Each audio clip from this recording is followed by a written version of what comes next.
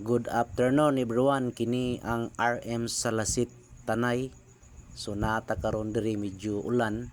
So mag-deliver ta karon og dining dito sa Ubugon. So order ni Pastor Rui sa Ubugon. So para ni sayang balay. So kani siya is top class ni siya. So 10 seaters ang ato karong i-deliver. So ang mga pungkuan na nito na sa ilahang balay. So mao ni siya atong i-deliver taas kayo. So ang iyang gitason is 7 feet kapin. So taas kayo ang gi-order ni ma'am. So ato ni biyahe.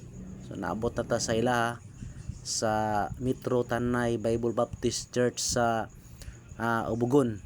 So nagulat ta ni ma'am nga mogawas sila. So mauni ang order ni ma'am.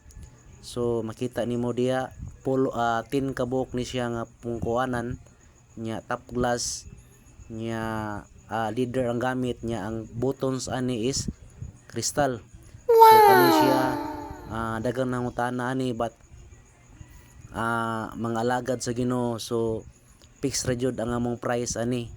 So wala mi ani gipatubo. So amo lang matagaan sila og dining. So dakong kalipay ni ma'am sa iyang dining seat. So na ang iyang lamisa diya nga sinaw kaayo. So para ra jud malipay ang mga alagad sa Ginoo nya ang ministry magapadayon. So mao ni atong gi-deliver ni ma'am. Ma'am, salamat kayo sa imong pag-order sa dining.